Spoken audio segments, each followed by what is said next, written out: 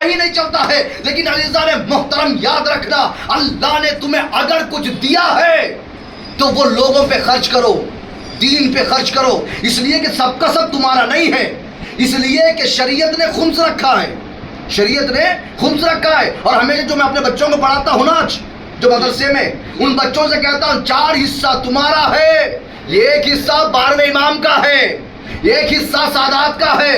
اگر تم نے ان 5 حصوں میں سے، یعنی مثال کے طور پہ سمجھایا تھا میں نے، اگر تم 100 روپے ماہانہ کماتے ہو، 12 مہینے گزر جانے کے بعد تمہارے پاس 100 روپیہ بچ گیا ہے، 1100 روپے تم نے خرچ کیا ہے. دیکھیں بڑی مثال دے سکتا ہوں میں، لیکن ہم غریب لوگ ہیں، ہم بھی خمس نکالے. ہم دعا کرتے ہیں کہ اللہ ہمیں خمس نکالنے والا بنائے، خمس کھانے والا نہ بنائے، بھائی دینے والا بنائے، کھانے والا نہ بنائے.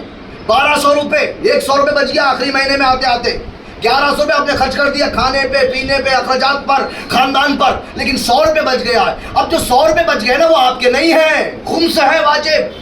اب وہ 100 روپے میں 80 روپے آپ کیا ہے، 20 روپے امام زمانہ کا ہے. اب یہ 20 روپے میں 10 روپے امام زمانہ کا، 10 روپے سادات کا ہے. اگر آپ نے وہ 20 روپے کھا لیا، وہ جو آخری میں بچا ہے آپ کا، اگر وہ 100 روپے آپ نے کھا لیا تو حرام کھایا ہے. اب جو یہ کہتے ہیں نا باغ فدق کو لعنت، باغ فدق کو لوٹ کے کھانے والوں پہ لعنت، اما اس لعنت میں آپ بھی شامل ہو جاتے ہیں. کیوں؟ اس لیے کہ خمس کا پیسہ آپ نے بھی ہڑپ لیا ہے، خمس کا پیسہ آپ نے بھی کھا لیا ہے. اس لیے کہ جب تک کہ خمس کا پیسہ نہیں نکالے گا اس کا پیسہ پاک نہیں ہوگا. شہزادی سلام اللہ علیہ معاف نہیں کریں گی.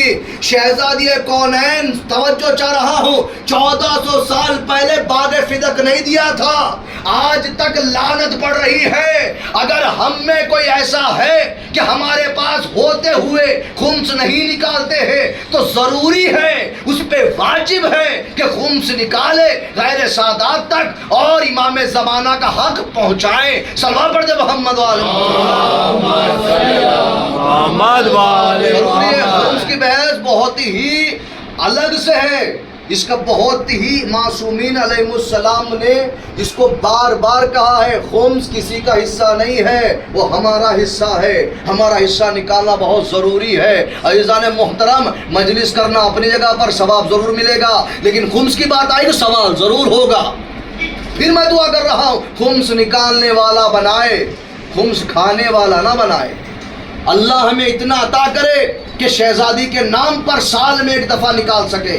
بھلے 100 روپے میں سے 20 روپے نکالیں، 10 روپے غیر غریب سادات کو دیں، 10 روپے امام زمانہ کے نام سے دیں. اب امام زمانہ کے پیسوں میں چاہے آپ مدرسے کو دیجئے، چاہے امام باڑہ بنوائیے، چاہے مسجد بنوائیے، وہ آپ کی مرضی ہے. جہاں ڈونیٹ کرنا چاہے ڈونیٹ کر سکتے ہیں، لیکن جو 2 حصے میں سے ایک حصہ غریب سادات کا ہے وہاں تک پہنچانا آپ کے اوپر واجب و لازم ہے. مستحق تک بھی اگر نہیں پہنچایا تو گنہگار ہیں آپ. عزیزان محترم، بس یہاں بحث آ گئی آج الصلاۃ معراج المومن کے حوالے سے، تو میں خمس کی بحث ذہن میں آ گئی اتفاقاً تو عرض کرتا ہوا چلا میں. لیکن یاد رکھیے، میں اپنے بچوں کو بتاتا تھا مدرسے بچوں کو، لیکن ہمارا یہ درس میں بتایا نا، یہاں پر آنے کا کچھ نہ کچھ سیکھنا ضروری ہے، لے کے جانا ضروری ہے. بہت سے لوگ جانتے ہیں لیکن نہیں نکالتے ہیں. اللہ سے دعا مانگا کرو، اللہ سے دعا مانگو، مصلی پہ دعا مانگا کرو.